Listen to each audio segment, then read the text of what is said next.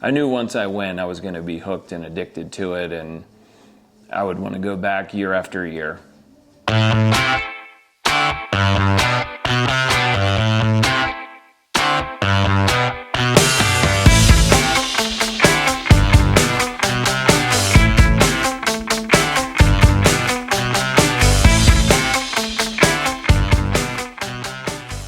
For me to get to the jungle was not a hard sell. You know, folks that I looked up to my entire life, like Lefty Kreh, his #1 place to fish in the world was the Amazon.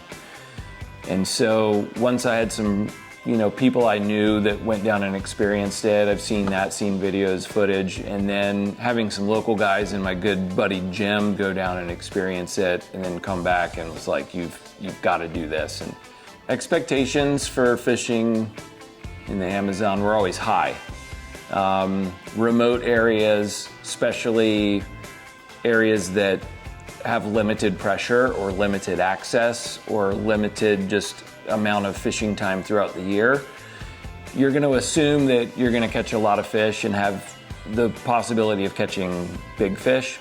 Obviously, weather, Mother Nature, all plays a factor in that. Jim, my buddy Jim's been down a number of times, had to fish different sets of rivers because other ones were blown out and too high from heavy rainfall.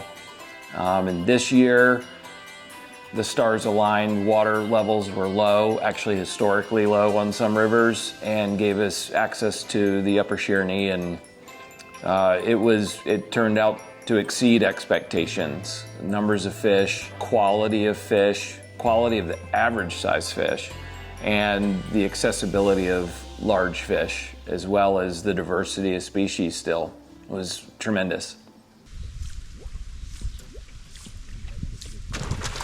Ooh, big fish.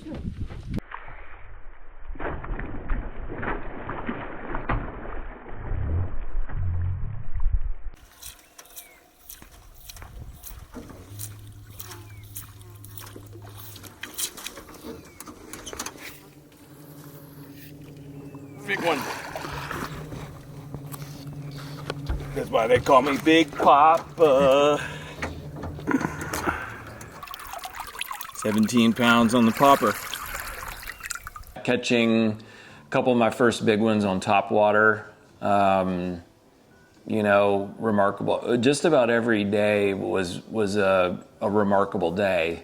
Seeing first pink dolphins swimming by. There was a day where we didn't catch our biggest fish, but Tom and I caught over 280 fish in an afternoon. Guide was sitting there clicking away as we bailed fish over the side. So numbers of fish, size of fish, every day was amazing.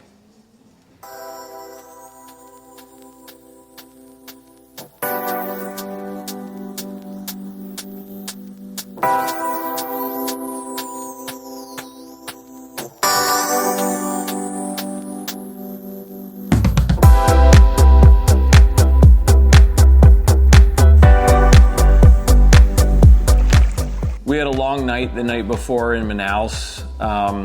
Nice steakhouse, a lot of drinks. The next day flying into the jungle, same thing. Couple hours of just infinite jungle and beautiful terrain and water and trees. And when you fly that long over such a vast expanse of something, I kind of sat there and I didn't feel like my mind and my brain was processing it. Circled and landed on a nice big wide deep section of river and got out on a beautiful white sandbar, and got our luggage in the boats, met some of the guides, cracked a cold beer, and had about a 25-minute boat ride, down the river to camp, and just it's very, very comfortable. I would say as far as camping goes, it's borderline luxurious considering where you are, in the most remote place in the world that you could almost possibly be. The cabins are nice. They are cabins. You are in the middle of nowhere. The beds and mattresses are very soft. You've got plenty of bottled water. You have a shower and, running toilet. Split unit AC, so you get back at the end of the day and it's nice and cool in your room. Laundry service, you had fresh, clean clothes to wear every day if you wanted. Starlink satellite internet. I mean, broadband speed internet right there in camp. You could FaceTime your family whenever you were in camp. It was great. Dining cabin is big. Food is tremendous. Have your own personal bartender. Makes cocktails for you whenever you want. We had a beautiful spot on the beach. There's no bugs. Didn't wear bug spray the entire time. You can just hang out, in camp and tell fishing stories, rig for the next day, get a good night's sleep. And the staff is great. Details matter. They take care of everything for you. So from the boats and the guides, the food, everything was just spot on.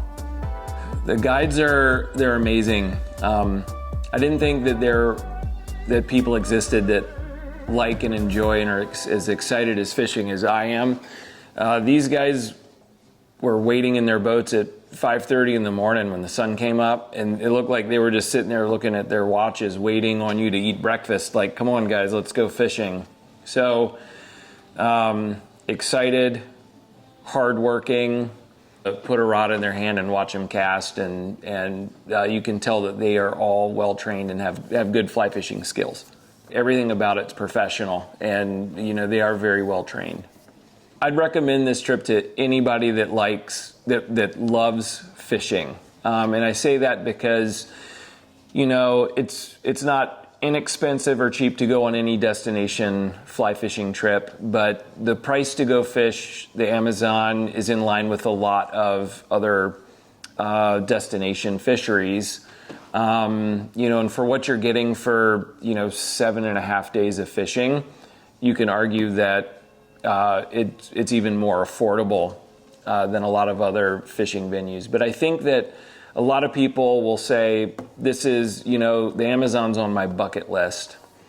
And my advice would be, go early, go now, experience it, because you're going to want to go again. Logistically, no different, or just the same amount of travel time as going to Alaska or Canada. Once you have your airfare, the outfitter, Natan and Rob at Bucket List, they take care of everything for you.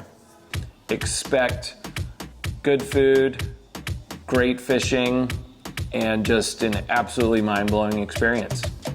This is a very special place, and a very special river, and a very special group of people.